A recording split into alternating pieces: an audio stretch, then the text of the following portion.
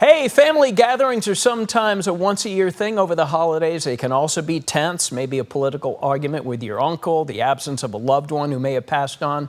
It can be stressful. Dr. Jim Raines joins us now from Kaiser Permanente. Nearly 9 in 10 people report being stressed over the holidays. Family conflicts are a major beef. So, Dr. Raines, we know we're getting together. What can we do ahead of time knowing there could be a problem? Look, the thing to always remember is that at this time of year, we have obligations and expectations. A lot of those expectations come from ourselves, right? Like, this has got to be perfect. This has got to be great. Being present, not perfect, is one idea we can have ahead of time.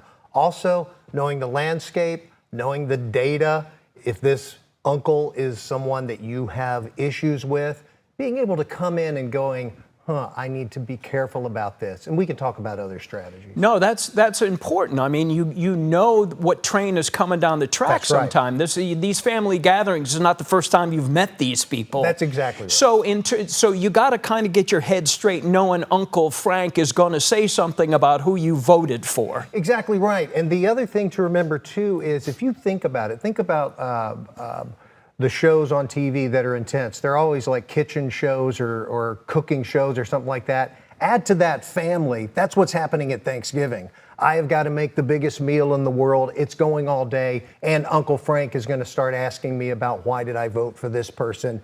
And the other thing to remember, too, is no one can push your buttons quite like the people who put them there. Wow, that was good. I wasn't expecting that. No, that was a good one and very, very true.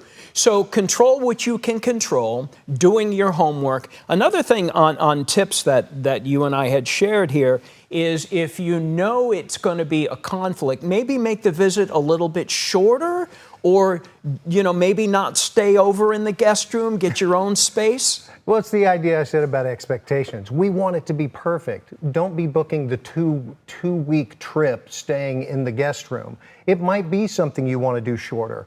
Maybe stay somewhere else if you can do that and you have that type of those finances. The other piece, too, is come up with maybe some contingency plans. If things get a little out of hand, being able to say, I'd love to talk to you about this, but maybe not now. Let's have this be a great time for us today.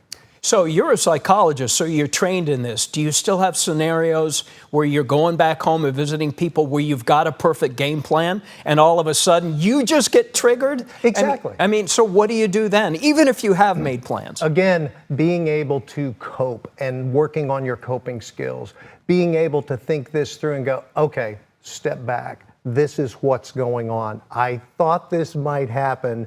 But like I said, getting triggered, getting those buttons pushed, and all of a sudden it's like a flashback to 7th grade algebra homework where your father's going, no, you have to do this, you have to do this. Right. That can come all because of family stuff.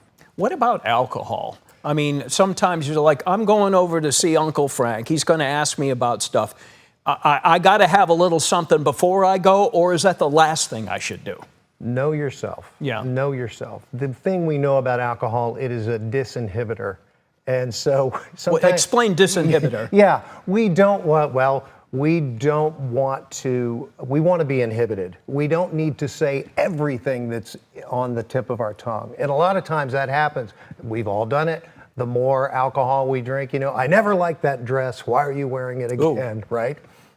So you said that? No, I haven't said that, but I've heard that. Okay. Asking for a friend. Okay, yes. Dr. Jim Raines, excellent tips all the way around. Nice visit today. Appreciate your time. Thanks, Walt. Sure.